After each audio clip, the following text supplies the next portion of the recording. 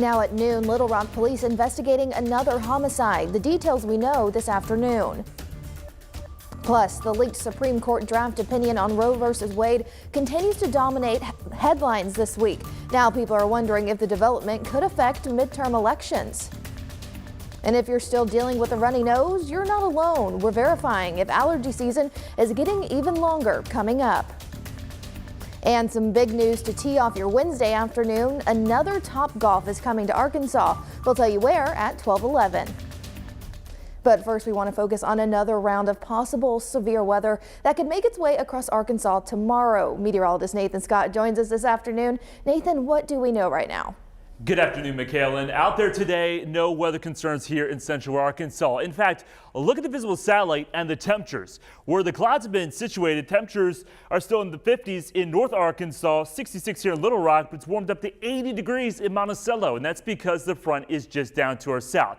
I am watching a cluster of storms roll its way through Oklahoma, moving into northwest Arkansas.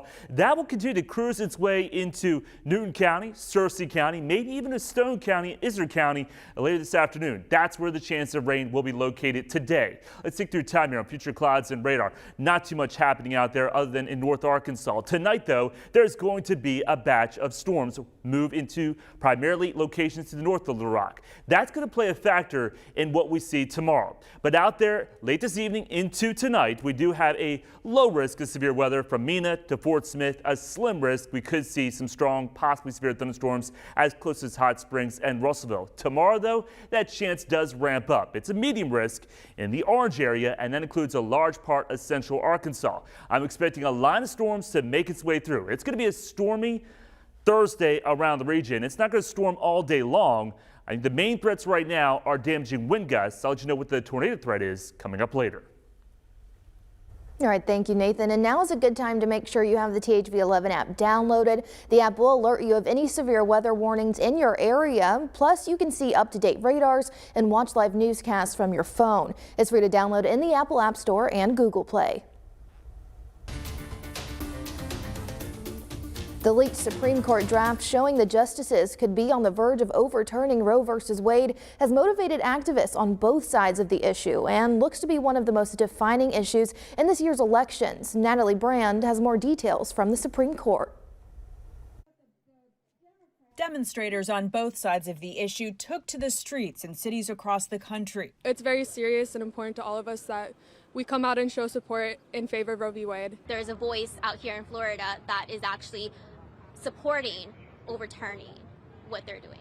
Democrats say they're already working on legislation to make Roe v. Wade into federal law nationwide. I don't see 60 votes to ban abortion. With the filibuster in place, there is little to no chance that it would pass in the 50-50 Senate. But the Senate Majority Leader says he wants to put lawmakers on the record. This is as urgent and real as it gets. We will vote to protect a woman's right to choose, and every American is going to see which side every senator stands. This week's leaked draft opinion has already begun to galvanize voters on both sides, with midterm primaries already beginning. I think a woman has the right to control her own body.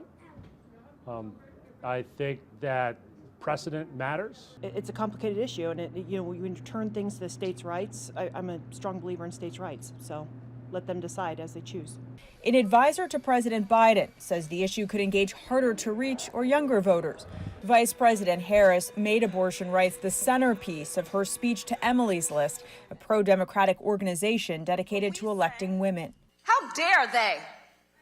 How dare they tell a woman what she can do and cannot do with her own body? Very few people vote on a single issue. Both anti-abortion rights and pro-abortion rights advocates are also preparing for the fight to move to individual states. Natalie Brand, CBS News, the Supreme Court. The final ruling from the court is expected to be issued well before the end of the court's term in late June or early July. It could even come this month. And here in Arkansas, activists supporting Roe v. Wade made their way to the state capitol yesterday to protest the leaked draft and talk about how this potential decision on abortion could change the course of history. Many people there told us they're concerned about what will happen in Arkansas if Roe v. Wade is actually overturned. It's honestly grim. I don't like the fact that my body is going to be talked about in such a way that I am not allowed to decide what my future will be. Our state has a trigger law that will instantly make all abortions illegal except to save a mother's life. It will be my responsibility as the Attorney General of the state of Arkansas to certify that the United States Supreme Court has overruled Roe and Casey, so that way Arkansas can immediately ban abortions, and that will take effect immediately. Attorney General Leslie Rutledge says if Roe is overturned, anyone who performs an abortion in Arkansas will face criminal charges.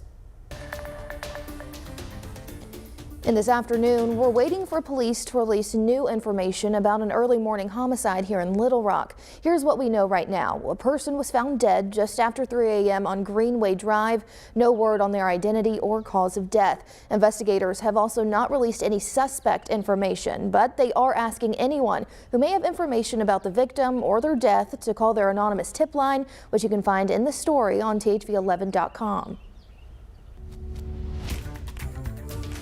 Turning now to the war in Ukraine, Russian forces resumed shelling and even began storming a steel plant in Mariupol following an evacuation effort over the weekend.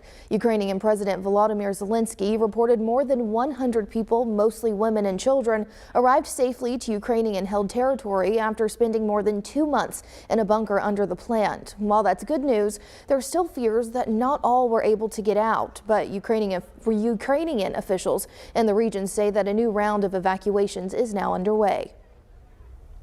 And this afternoon, we're learning more about last night's attack on comedian Dave Chappelle. The comic was in the middle of his act at the Hollywood Bowl when a man got on stage and tackled him. Chappelle is okay. The suspect, who's now been identified as 23-year-old Isaiah Lee, was carrying a knife blade and replica handgun and has been arrested for assault with a deadly weapon. The attack comes less than 6 weeks after Will Smith slapped Chris Rock during the Oscars following a joke. And all eyes turn to the Federal Reserve today as it wraps up its 2-day policy meeting. The central bank is expected to raise interest rates by a half a percentage point, largest increase in 2 decades, as it looks to slow inflation. Chairman Jerome Powell will also hold a press conference offering his thoughts on the global and U.S. economies. Well, we want to bring your attention to a crucial health alert this afternoon. Concern is growing over an outbreak of an unknown strain of hepatitis that's already killed several children. Ian Lee has more for us as it continues to spread across the U.S. and around the world. A mysterious strain of hepatitis is infecting children around the globe. Doctors report more than 200 cases from 20 countries, including the United States. In Alabama alone, at least 9 children had unexplained inflammation of the liver. The World Health Organization says the virus has killed 3 children in Indonesia. 17 children, about 10% of the reported cases, have required liver transplants. Many children had a common infection called adenovirus, which isn't known to cause hepatitis in healthy children, but scientists are looking for a possible link. The viruses that commonly cause acute viral hepatitis have not been detected in any of these cases. Parents in the UK discovered some of the first cases. Alan Rains gave half of his liver to his 3-year-old daughter, Lola Rose, who got sick in March. We got told it's not a matter of days that we're talking, it's a matter of hours. So it was absolutely vital that we got this process done. Health experts say parents should keep an eye out for symptoms, including stomach pain, diarrhea, vomiting, and jaundice. Ian Lee, CBS News, London. The CDC is advising parents to make sure their children are up to date on their vaccinations and practice good hand washing. Are allergies doing a number on you this spring? Well, you're not alone. We're taking a closer look at this year's intense allergy season. Plus, another top golf is coming to Arkansas. We'll tell you which city is practicing their swing right after the break. Nathan? It's a nice day to head to the links this afternoon. No weather concerns here in Central Arkansas. Tomorrow, though, a different story. Strong to severe thunderstorms are possible. I'll have more on that and talk about summertime heat coming into play this weekend. I'll let you know how hot it's going to get next.